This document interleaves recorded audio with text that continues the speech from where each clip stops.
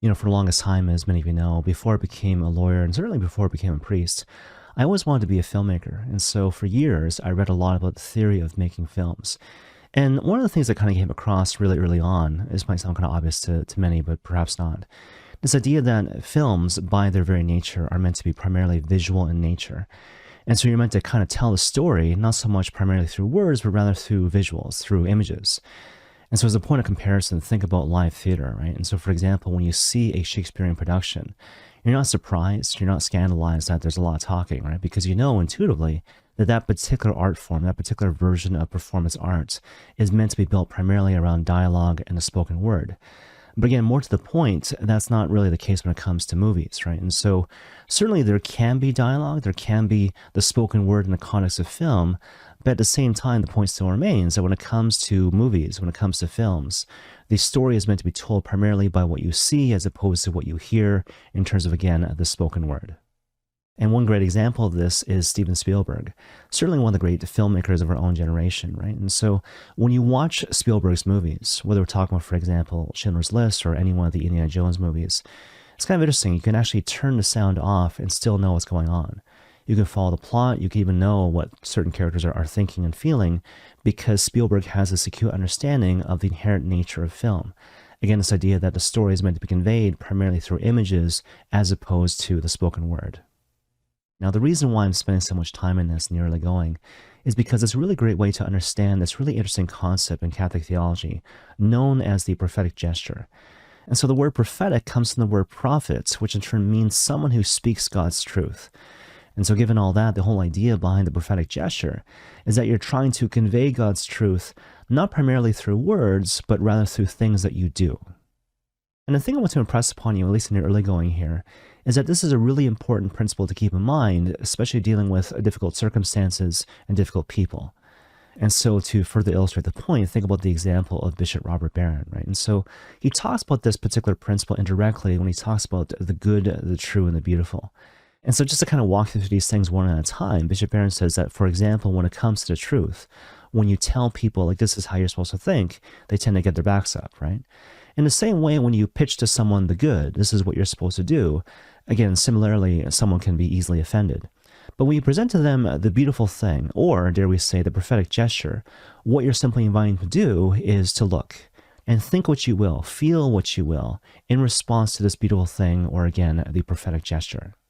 But you see, therein lies the great brilliance of the prophetic gesture, right? Because it comes across as being non-aggressive. And so you're not overtly telling someone what to think or what to feel, but the whole idea is that if you're very intentional and purposeful about creating the prophetic gesture in a particular way, the person will think and feel what you want them to think.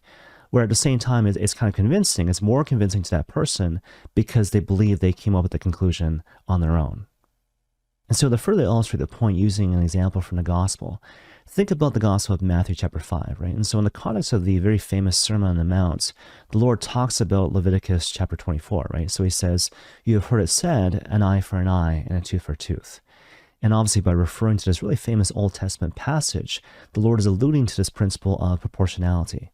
And so, for example, if someone punches you in the face, it's not proper to kill them in response. You're called to give, at most, a proportionate response, right? So, eye for an eye, tooth for a tooth. You punch me, at most, I punch you back, that kind of thing. But anyways, and kind of more to the point, in the context of the so-called Sermon on the Mount, the Lord sort of ups the ante, right? So, some variation of, you have heard it said to you this, but now I say to you that. And so again, you have heard it said to you, an eye for an eye or a tooth for a tooth. But now I say unto you, love your enemies and pray for those who persecute you. And then he goes on to articulate 3 examples of the so-called prophetic gesture. And so, for example, he basically says, well, look, if someone strikes you on the cheek, turn the other cheek. And this is not meant to be a weak move or a passive move, but it's meant to be very courageous, very brave, very intentional, right? Because just kind of picture the situation. Someone strikes you in the face and you don't flinch, maybe you even look them in the eye, and you turn the other cheek. It's a very non-aggressive, but at the same time, very effective move to provoke the wrongdoer into a stance of right behavior. To use another example, the Lord basically says, well, look, if you're being robbed and someone's trying to steal your shirt, give them your cloak as well, right? And so the end effect is that you're actually naked, right? And again, same principle, right? Your nakedness is meant to provoke the other person to kind of question whether or not they're actually doing the right thing. Third and final example might not be immediately intuitive, but the idea is that if someone in a position of authority forces you to walk a mile as a mode of punishment, perhaps you might walk 2 miles. Again, to give them a certain time and space to perhaps reconsider their own actions, to give them a certain breathing room over the course of the 2 miles, to think to themselves that perhaps what I'm doing is not quite fair or perhaps even completely unjust. Okay, one final example, and I'll kind of end with this. And so recently I was on YouTube and I saw this really interesting clip from this documentary, this basketball documentary called Linsanity, which basically documents the rise of this really famous basketball star named Jeremy Lin in 2011 and 2012.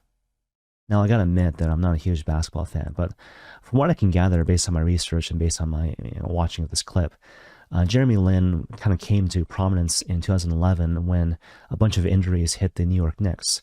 And so Jeremy Lin was a bench player up to this point, but all of a sudden, because of, again, injuries, he rose to prominence as the starting point guard for the New York Knicks. And then he proceeded to kind of rattle off a huge number of points in a really short period of time, which gave rise to this movement called Linsanity. Basically, this idea that the world was completely captivated by the rise of this Asian NBA star, especially, of course, Asian communities throughout the course of the whole world. Anyways, arguably, the peak of Linsanity came about in February 2012, when Jeremy Lin and the Knicks were about to play Kobe Bryant and the Los Angeles Lakers. And so basically, just to kind of set things up, in the aftermath of the previous Lakers game, Kobe Bryant was being interviewed by the press, and specifically he was being interviewed about Jeremy Lin. Now, what's interesting is that a lot of people will remember this interview in a sense of Kobe basically dissing Jeremy Lin, in a sense of saying, I have no idea who Jeremy Lin is. But if you watch the clip, that's not exactly what he says, right? So what he says is he's heard of Jeremy Lin, but he just isn't aware of the recent exploits of Jeremy Lin, which has given rise to Linsanity. In any case, as the story goes, Jeremy Lin apparently heard about this post-game interview by Kobe Bryant and then went on to play the game of his entire career, right? And so the Knicks beat the Lakers, Jeremy Lin outscored the legendary Kobe Bryant, and I think he even scored the winning basket, right? And this gave rise to this really interesting post-game news conference. So obviously everyone knew the question that was going to come, right? So everyone knew that the press was going to lead with this question, you think Kobe knows you now, right?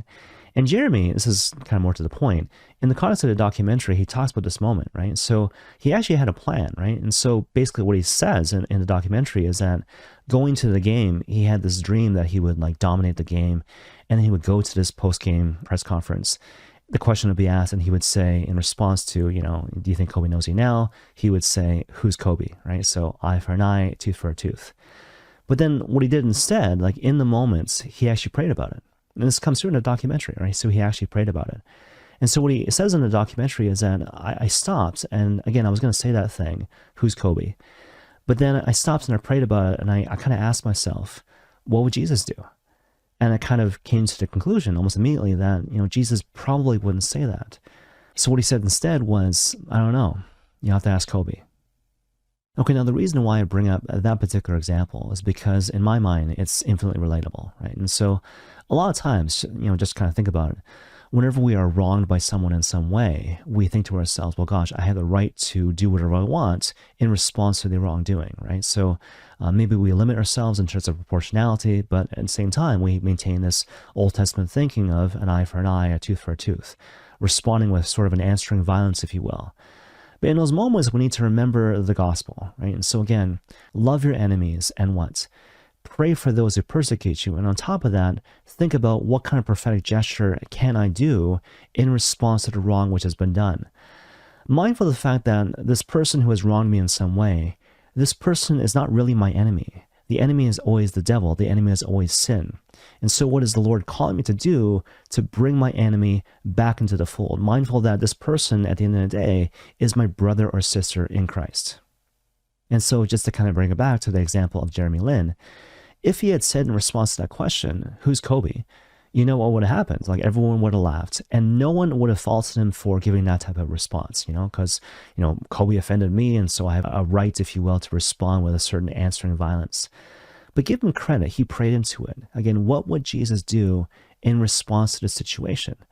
And so he didn't stand on his rights, but he kind of asked himself, what is the prophetic gesture I'm called to do in this particular moment? And you see, here's the thing, right? Was Kobe actually changed in response to Jeremy Lin's action or his decision to not lash out in response to the perceived slight or wrongdoing? Who knows? I have no idea. I have no idea if Kobe was actually changed. But that's not the point, right? Whenever we choose to engage in a prophetic gesture to try to lead our brother or sister back into the fold, and we do it out of love for God, in obedience to his will, that is a particular moment which is always meaningful in the context of salvation history. And so, I don't know, I can only speak for myself, but when I saw that scene from that documentary on YouTube, it changed me. It changed my heart. So much, in fact, that I felt it necessary and important to share the story with all of you, with the hope and the aspiration that it might change your heart too. And may God bless you all.